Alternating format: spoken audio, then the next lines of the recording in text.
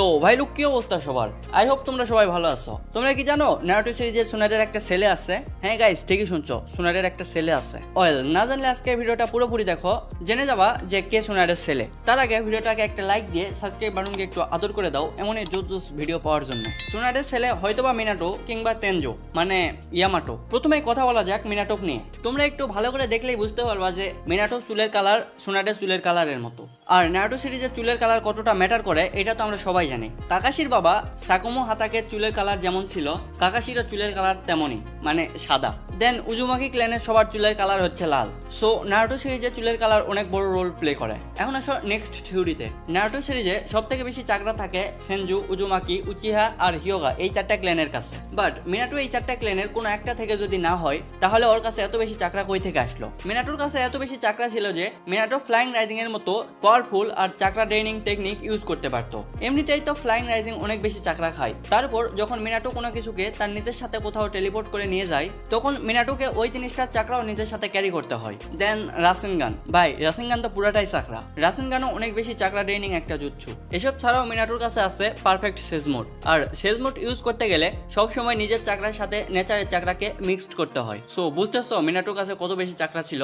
এত বেশি চাকরা নামি কাজের মতো একটা নর্মাল ক্ল্যানের কারো কাছে থাকতে পারে না। দেন নারুটো সুনাডেকে অলওয়েজ গ্র্যানি বলে ডাকতো, বাট সুনাডে এটা শুনেও রাগ করতো না। অনেকেই ভাবতে পারো এটা নর্মাল, বাট না, এটা নর্মাল না। সুনাডে অলওয়েজ যুবতী আর সুন্দরী থাকার জন্য জুৎসু ইউজ করতো। আর তাকে তুমি গ্র্যানি বলে ডাকবা আর সে রিয়াক্ট করবে না, এইটা হইতে পারে? ভাই অন্যরা সুনাডেকে গ্র্যানি বলে ডাকলে সুনাডে রাগ করতো, বাট নারুটো ডাকলে করতো না। কেন করতো না? বিকজ নারুটো মিনাটোর ছেলে আর সুনাডে আসলেই নারুটোর গ্র্যানি। প্লাস নারুটো সিরিজে যতগুলো হোকাগে আছে সবাই কোনো না কোনো ভাবে কানেক্টেড, মানে কেউ প্রিভিয়াস হোকাগের ফ্যামিলির কেউ আর না হলে স্টুডেন্ট। এখানে মিনাটো যে ফোর্থ হোকাগে, সে যদি সুনাডের ছেলে না হয় তাহলে কারোর সাথেই তার কোনো কানেকশন নাই। আর যদি সুনাডের ছেলে হয় তাহলে ফার্স্ট এন্ড সেকেন্ড হোকাগে ওর দাদা হচ্ছে। এসব কিছু ডিটেলস এটাই প্রুভ করে যে মিনাটো সুনাডের ছেলে। কারণ সুনাডের ছেলে হলে মিনাটো একজন সেনজু, নামে কাজে নয়। আর সেনজু ক্ল্যানের সবার কাছে কত বেশি চাকরা থাকে সেটা নিশ্চয়ই তোমাদেরকে আর বলে দিতে হবে না। সো এমনটা হইতে পারে যে সুনাডের ড্যানের অনেক বেশি ক্লোজ হয়ে গেছিল যে ভুল করে মিনাটোর জন্ম হয়ে গেছে।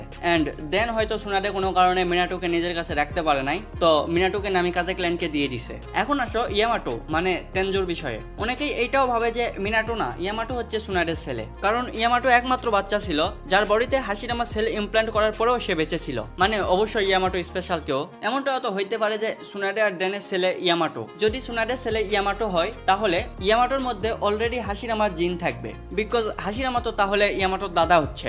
আর যার মধ্যে অলরেডি হাসিরামা জিন আছে সে তো অবশ্যই হাসিরামা সেল নিতে পারবে নিজের বডিতে, কারণ ওরা একই ব্লাড লাইনের। এন্ড এর ফলে ইয়ামাটো উডি স্টাইলও ইউজ করতে পারে। আর উডি স্টাইল ইউজ করে নাইনটেলকেও কন্ট্রোল করতে পারে হাসিরামার মতো। এটার জন্য অবশ্য ইয়ামাটোকে হাসিরামার নেকলেস ইউজ করতে হবে, বিকজ ইয়ামাটো হাসিরামার নাতি, হাসিরামার নিজে না। এখানে এমনটা হইতে পারে যে সুনাডে ইয়ামাটোকে জন্ম দেওয়ার পর নাগরাজ ওরোচিমারু ওকে চুরি করে নেয় এন্ড দেন ওর উপর এক্সপেরিমেন্ট শুরু করে দেয়। এখন আবার এইটা বলো না যে নাগরাজ ওরোচিমারু কিভাবে জানলো যে সুনাডের ছেলে হইছে। এটা ভুলে যেও না যে ওইটা নাগরাজ ওরোচিমারু, ওই হালারপুত সব জানে। তো তোমার কি মনে হয় সুনাডের ছেলে কে হতে পারে, ইয়ামাটো নাকি মিনাটো? তোমার অপিনিয়ন কমেন্টে জানাও। আজকের মতো টাটা বাই বাই, দেখা হচ্ছে নেক্সট শুক্রবারে। আল্লাহ হাফেজ।